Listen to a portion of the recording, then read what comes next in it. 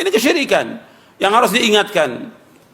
Dan Allah Subhanahu wa ta'ala tidak redho apabila Allah disekutukan dengan makhluknya. Ini perbuatan syirik yang akan mendatangkan bencana, dan kita nggak boleh diam. Para ulamanya, para dai-nya, para ustaz nggak boleh diam, harus terus mengingatkan ribuan kali tentang bahaya syirik. Ajak umat untuk mentauhidkan Allah, beribadah yang kepada Allah. Itu tugasnya para dai, para ustaz, mengajak orang bagaimana supaya manusia mentauhidkan Allah, menjauhkan syirik. Itulah tugasnya para nabi, tugas para rasul, dan juga tugasnya para dai. Nggak boleh diam terhadap kesyirikan, dan nggak boleh membenarkan, nggak boleh. Kita harus mengatakan bahwa ini perbuatan syirik, dosa besar yang paling besar, kemungkaran yang paling mungkar, maksiat yang paling maksiat, kesesatan yang paling sesat di muka bumi ini, yang akan membawa kepada bencana. Harus dijelaskan kepada umat, nggak bisa kita diam. Orang datang ke dukun-dukun, paranormal, orang pintar, juga jelaskan, ini dosa besar, nggak boleh percaya kepada dukun-dukun, orang pintar, paranormal, nggak boleh. Meskipun dia katakan dia sebagai kiai atau yang lainnya.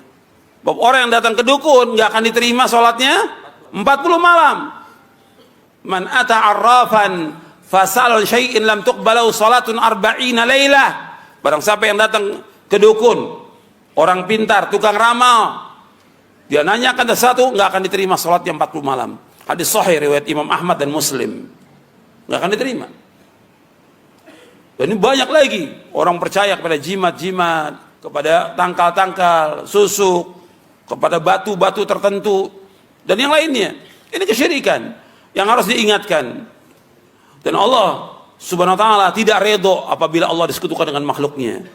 Orang-orang yang berbuat dosa itu akalnya rusak dia. Ya, syirik, nggak berpikir yang waras. Gimana batu disembah, pohon disembah, cincin dibilang bisa mendatangkan manfaat, akalnya di mana?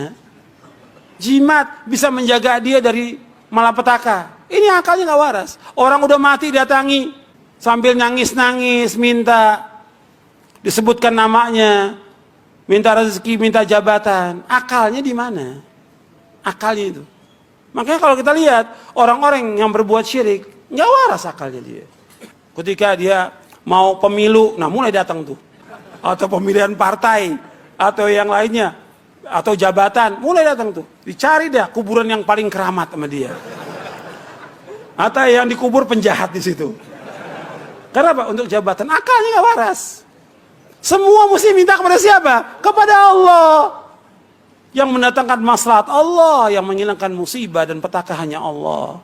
Allah sebutkan dalam Al-Quran.